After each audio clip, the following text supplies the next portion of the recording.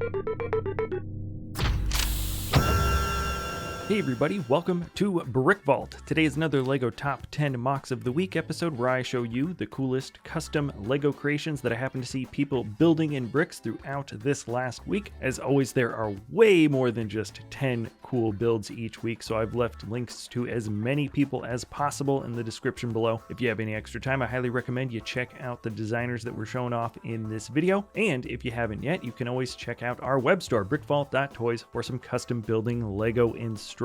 This week, the custom model instructions that came out come from the designer Zio Creations. This is an extension to his Halo line of builds. We've got the Mantis. It is an exceptionally posable and detailed minifig scale mech. He did it in 2 different color variations, and it matches up just right with the Warthog as well as the Scorpion. More to come, actually, on this note. Anyways, let's jump into some honorable mentions now before top 10. Lars Vader built the next stage. I've seen so many complex floor designs with intricate tile layouts. This is a relatively simple approach, and I think it's one of the best looking floor plans I've personally seen. 1982 Redhead built the Mock Elephants Land. Just a wonderful, simple, realistic looking nature scene. Ralph Langer has the Halo Ring World, which is a pretty excellent model. This is a real life build, not a digital render. Henry Pinto has the Day of the Dead skull with some absolutely awesome colors that really pop here. Here's a work in progress from the builder Big Planes, who's famous for building big planes. I think this one's a tree. Sway Star has this really fun one. It is titled,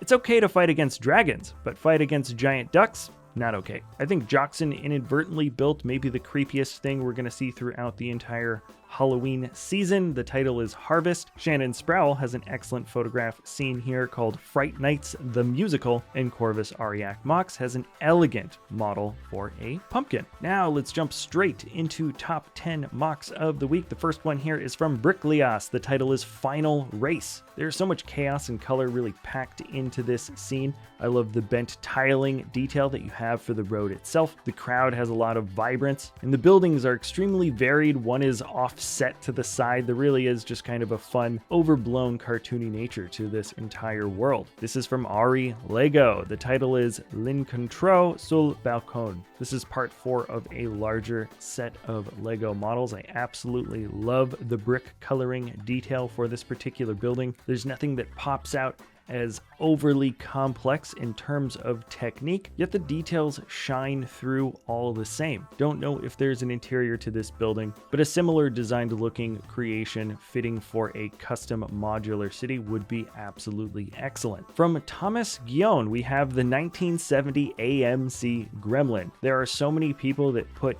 huge amounts of effort into supercar after supercar after supercar for LEGO minifig or the larger scales. I love to see somebody being able to absolutely knock out a design for a car model that is perhaps less popular or less well known. The Gremlin has an excellent shape, I've always thought it, and it's vehicles like these that I think really help flesh out a much larger city diorama. From the builder Joe, or J&J Bricks, this is White Tiger Starfighter. We have another one of these incredibly complex, wonderfully detailed, multi-angular concoctions of a ship. The design is heavy, it's really a beefy looking model with tons of great intersecting angles. My personal favorite area is the cockpit, the way you have the 2 windscreens on the side and a bit of built-in angular detailing between them, also in dark trans blue. The stand looks just as elegant and beefy as the ship itself, which is kind of fun. And also the model doesn't necessarily look like any other ship design. It's got a lot of shapes that are very recognizable, but the oversized cockpit and thickness to the body make it feel like it's in a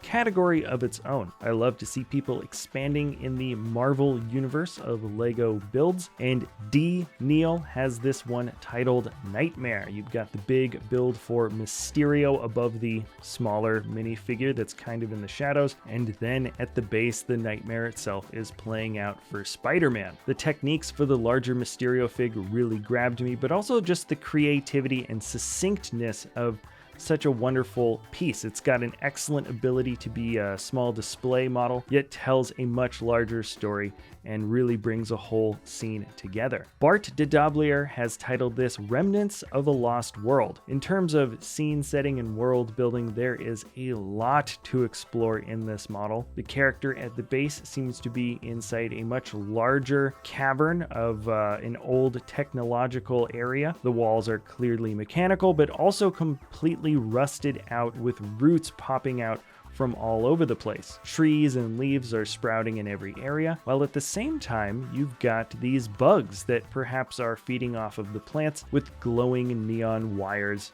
like veins still running through some of this ancient technological city. Wow, we're really just mobbing through these builds pretty quick. We are at number 4 now. The designer Shiu built something simply titled Elevator. What's funny is when I first saw this, I said, oh, this totally reminds me of Akira, and then I just read the description right here. It says, to the base at the Olympic site. So this is definitely inspired directly from the Akira anime. You've got this seemingly endless sloped elevator that goes all the way down to I don't know how many levels below the surface, but it's an imposing scene that helps illustrate the gravity and seriousness of the conflict, I think, that's happening within the story. The Lego build absolutely does this area justice. The detailing on the wall works well. I like that the new road pieces have been integrated for some of the floor plan details as well. The bright yellow highlights definitely pop against so much of the grays and dark grays, and it's just a good large-scale industrial model. Alrighty, number 3 is from Carter Witz. This is the Forest of Tehrant. We seem to have 2 different elven factions meeting on a bridge over a stream. The crystal clear water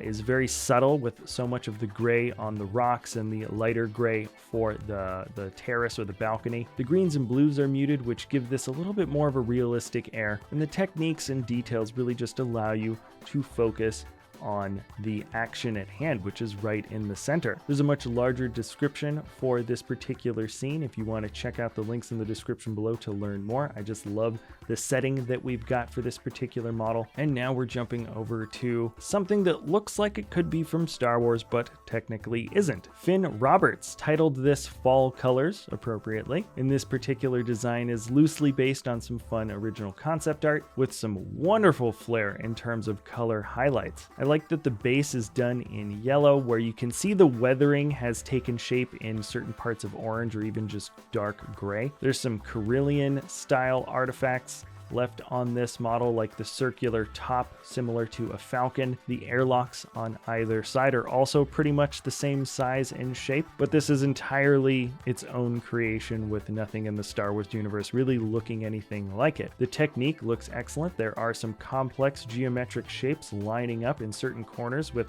a very fine skill set for precision, yet also the dirty and grungy nature of this used vehicle has not been ignored, not even by a little bit. And now let's finish off with an absolutely breathtaking picture from Nathan Smith. This is Sunset of Empires. The longer I look at this, I don't know how much of this is a composite photo or if any of it is technically a composite photo. This could just be one solid model. The buildings in the distance, for example, are built at a micro scale. They look a bit further away because he's added a bit of haze or fading, so that's kind of a fun effect. And then the colors and crispness really pops when you get close. You can see the entire story of this scene, the sword being handed back to the wife and child, a friend that looks on as the rest of the army returns to the kingdom. The lighting is great, the techniques for the buildings are so good, they look great in the larger scale, they look excellent